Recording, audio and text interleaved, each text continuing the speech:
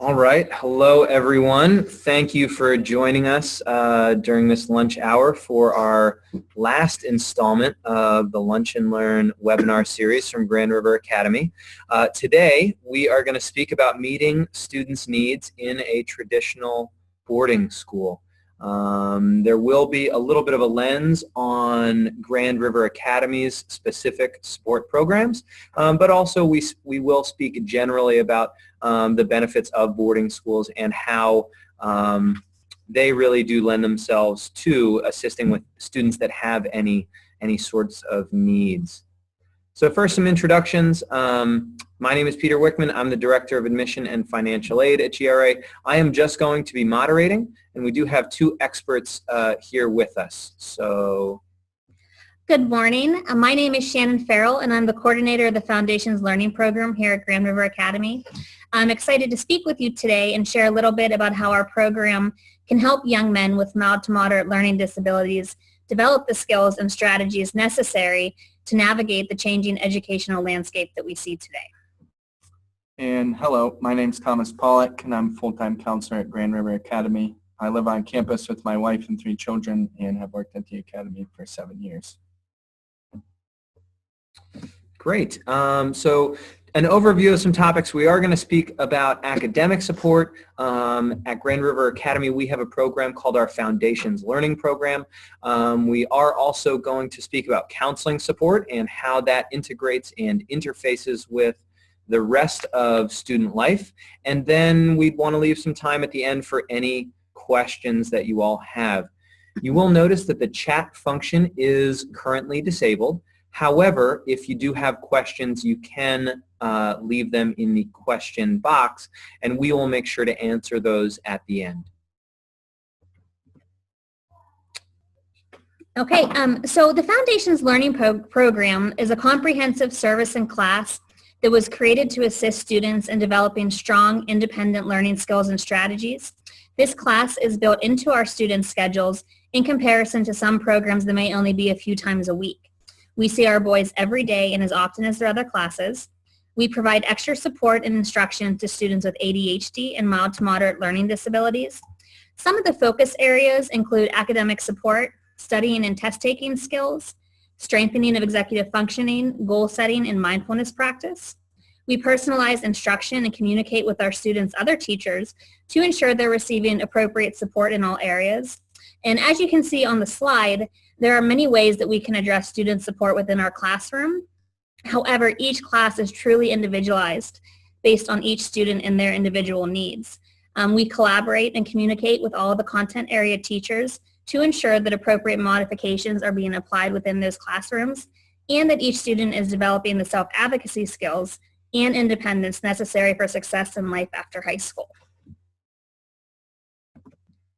Okay, so this is kind of a nice visual of all of the areas that we can hit within the FLP program.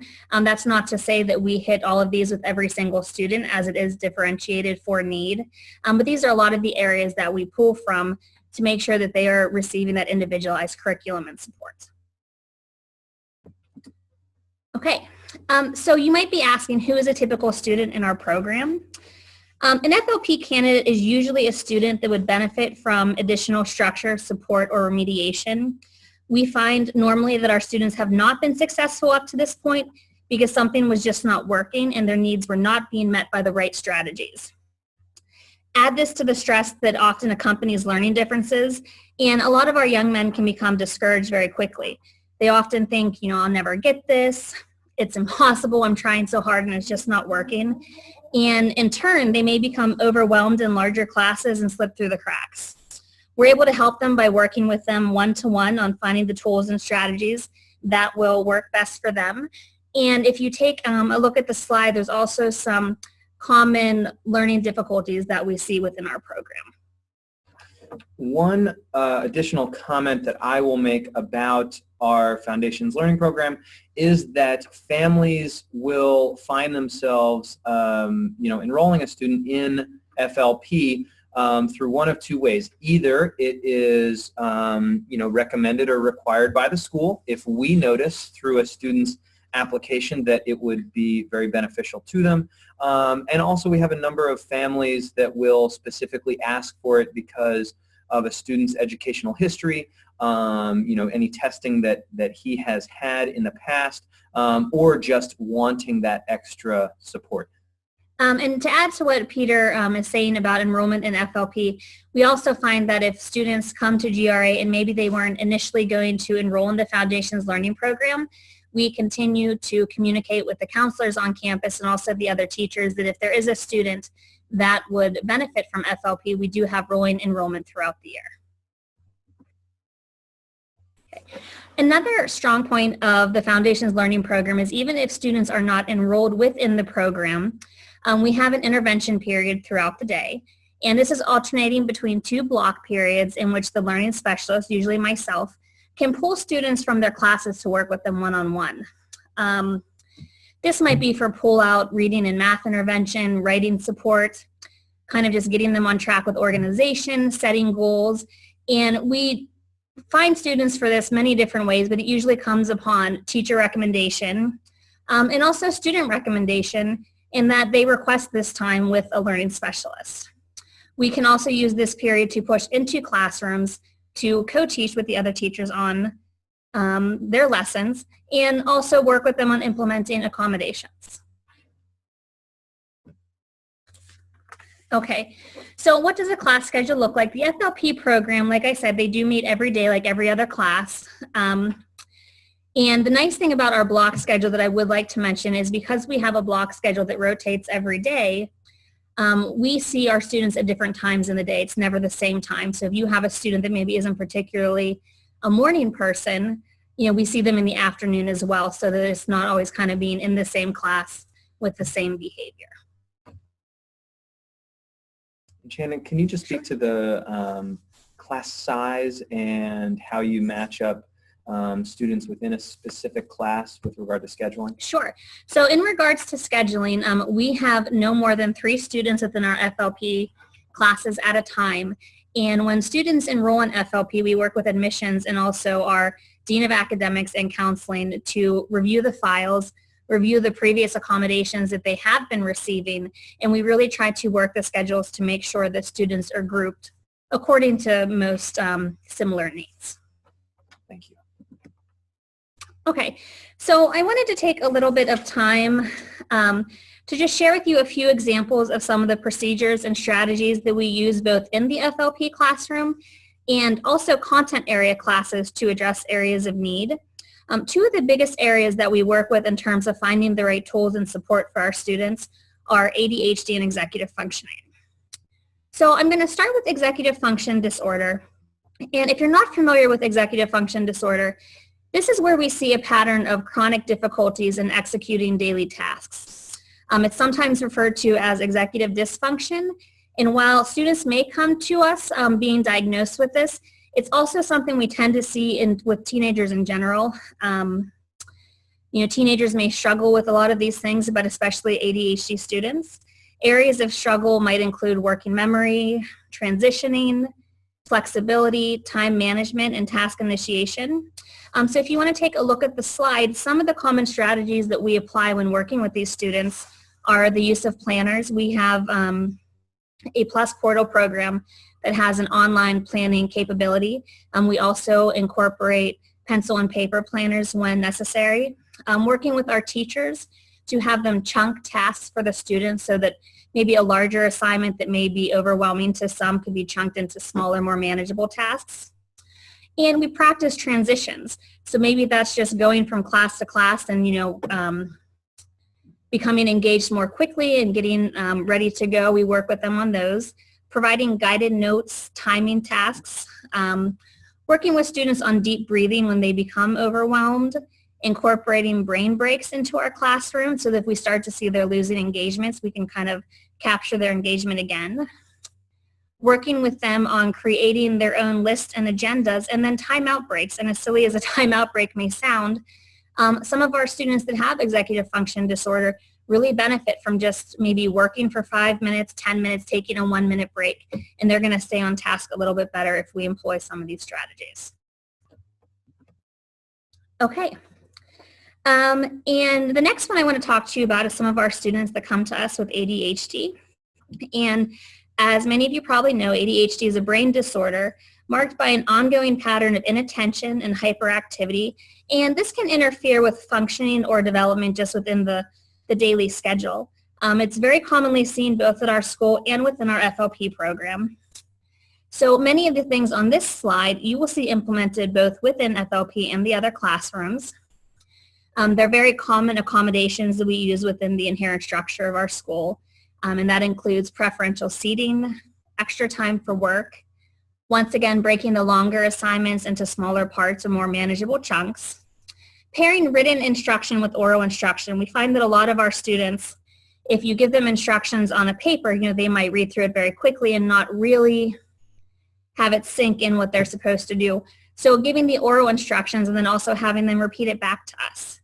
Private cues, once we get to know our students, and if they have a problem with distractibility, having a private cue that we can use to get them back on task.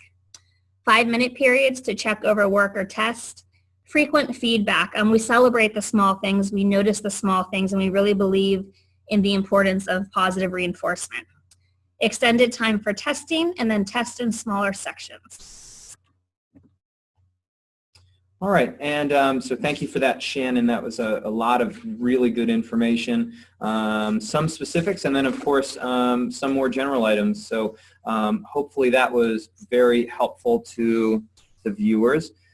Thomas Polak is now going to speak about our counseling support and everything that is offered with that. Okay. So I'd first like to say that I'm sort of trying to look at this through the lens of my interaction over the years with parents and some of the most common questions that they would ask me concerning counseling at Grand River Academy. So first off, it's important to say that counseling is completely subjective and that it's based off the needs of your son. Typically, I meet with the student once a week and really try to tailor my treatment according to their needs.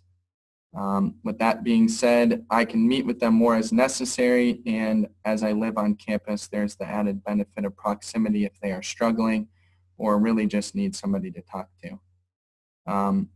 So what kind of support or what am I able to treat? As I am a licensed professional counselor, it means I can assess, diagnose, and treat any disorder. It all depends on what the student's needs are. If they are depressed, suffer from anxiety, have ADHD, or whatever else a student may be struggling with in his daily life, his relationship with his family, friends, or himself, these all really become the areas of focus in counseling. What is unique or what are the benefits of counseling at Grand River? There's a saying in counseling that anyone can say whatever they want for an hour a week when they are sitting in that chair. Which is why I don't personally know how counseling adolescents works outside of a setting where you can't observe them for more than 1 hour a week. There's a real added value to the fact that we live the same life, and I get to see the student in the classroom, in the dorm, and on the field. I get to see more like a parent would see in a household, and that adds a 360-degree view of counseling. I also have care team meetings and full team meetings once a week where I can benefit from the eyes and insight of the whole campus. So it's more of a holistic, larger approach that doesn't only include my vision of things, but I'm able to benefit from the feedback of the whole community. And Thomas, would you mind just sharing a little bit about your other roles at GRA, as those are, closely tied to this? Yeah, sure. So I am a dorm master, which means I live attached to a dorm and am responsible for that. So I get the ability to see the kids in the dorm. And again, as I said before, quite literally, I live with them. I'm in charge of residential life, and so it's a very, in fact, beautiful thing that is the case, because I, in being with the student, maybe in a more intimate setting at school, namely counseling, I really get to keep my hand on the pulse of where they are, what their needs are, what their wants are, what their passions are, their desires, and again, really have an active role in trying to fulfill those as well. And tennis. So finally, if you're just talking about sort of developing the whole person, and again, I get to work with the coaches and I get to be a coach. So and that goes right on to the court for me with tennis. So, and finally, how would I say counseling is different at Grand River? Last year we started what is called a productive growth model, where we integrate hand-tool woodcraft into the counseling process. Oftentimes, it is difficult for young men to be introspective enough to withstand an hour of traditional talk therapy a week. As the student becomes active, his thoughts begin to flow more naturally. And for the student for whom it is helpful, we build projects throughout the semester, and it is a wonderful way to build the counseling relationship. And again, there still remains an interplay between traditional talk therapy and a hands-on approach. But I've found it to be extremely beneficial that we are doing something active in the process of counseling as well, especially for young men. Great. So now we have time for some questions. One question that has popped up is, does this mean that all counseling sessions happen in tandem with a project? Absolutely not. Yeah. So we have the option, as I stated before, it's really based on the need. And so it's really up to, one of the first things that I always emphasize in the first session in trying to assess the student is that I am 100% here for them in whatever capacity that means based on, again, their wants and needs and how I might best support them. It has been the case that sometimes the best way that I can support them is for us to be doing more of a project-based session, which really allows us to get to the things that need supported. Great. Another question we have with regard to counseling is, do you offer any kind of group counseling? We do. So in the past, again, based on the needs of the students, we have really tried to tailor, if during care team or during the Friday faculty meetings, it becomes more and more evident that there's a particular support that is needed for a specific group of students. And that can look something like, how do we help them gain social skills or personal awareness? And oftentimes doing that in a group setting where you can model some of those things and talk through them together as a group and normalize them to let people know that, other people are struggling with some of the same things. So in short, yes, it's based on the needs of the students, and it's been very good. Great. And then this one ties in a little bit as it did just pop up. What is the care team? So care team is the administrators along with the two counselors, the nurse foundations of learning coordinator, the person in charge of the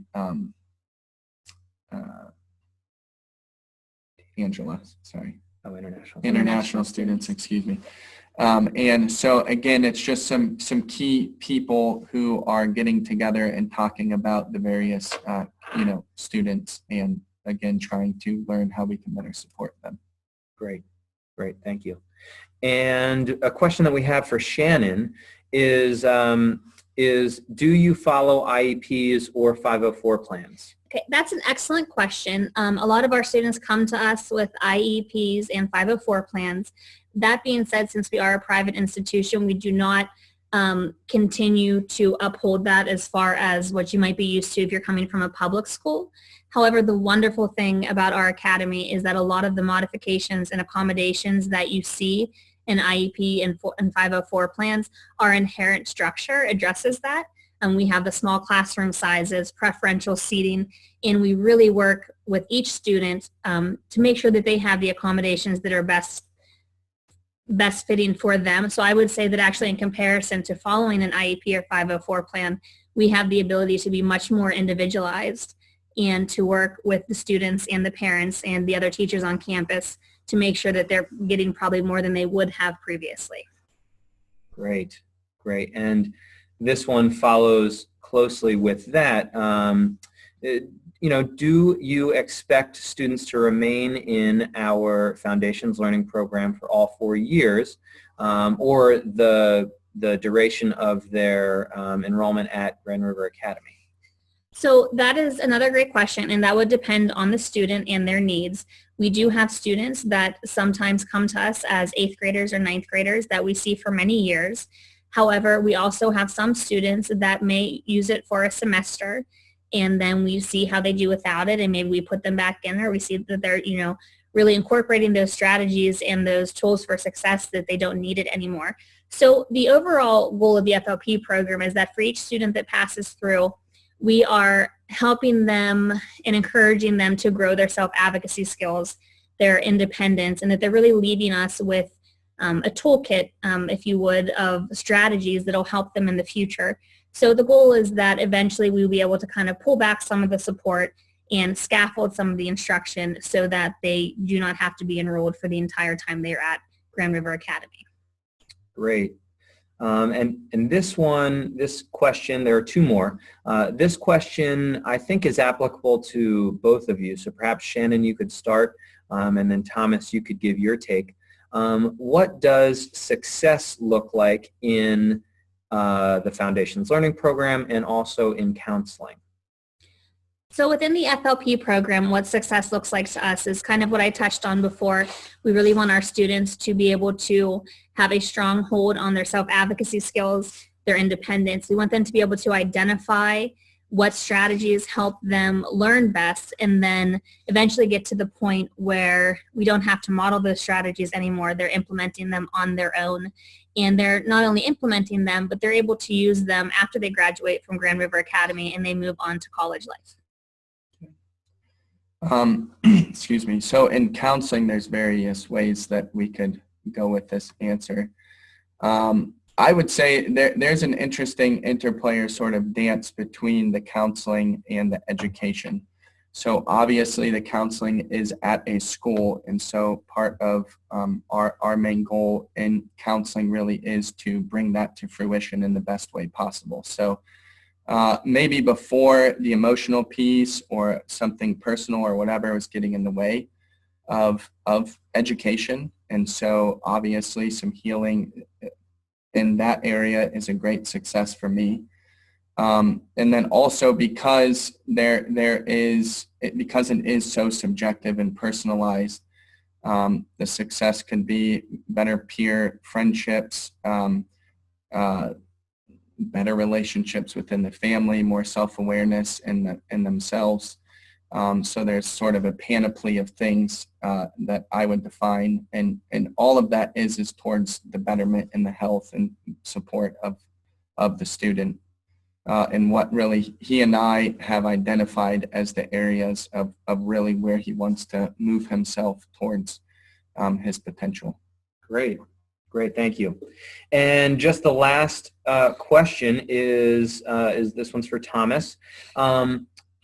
Could you please tell us a little bit more about the wood shop and the things that you make or that the students choose to make? Yeah, sure. So productive growth model sort of came out of my experience in counseling, and that again, traditional talk therapy has its limitations, especially for young men.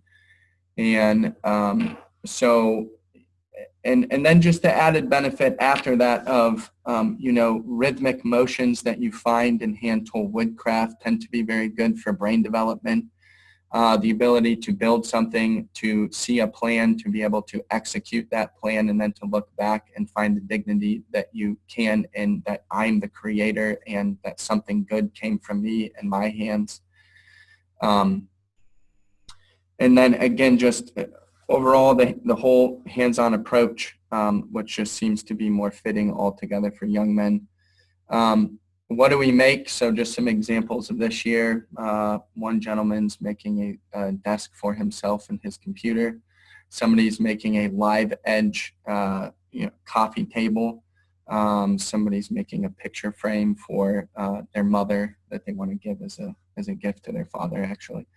So those are just various examples, really anything that you can make with wood. And I would just say that the best things that have ever been made have been made with hand tools. So our potential is as best as it ever has been. So fantastic. Well, I certainly, I want to just wrap up with one comment that sort of underlines all of this and the support that we offer at Grand River Academy. Grand River Academy is a traditional boarding school. We do have students that need support, and some students need it for a short amount of time. Some students will need it for a longer amount of their enrollment at GRA. Our goal is always to give students all of the tools that they need in order to graduate and be successful at at an American university, but also for the rest of their lives. And if something comes up, be it academic or social emotional, we want to be able to respond to that appropriately so that the student can continue to progress throughout their adolescence. So I want to thank Shannon, Farrell, Thomas, Polak for being our experts today. Of course, Kelly Jones, our marketing communications coordinator, is the one who sets all of this up, and this would not be possible without her, so thank you. And thank you all for viewing and for listening. If you have any questions, please do shoot us a note. You can connect with us via Facebook, Twitter, send us an email, give us a call, any of that. And I think that brings us to the end of our 4th webinar. Thank you.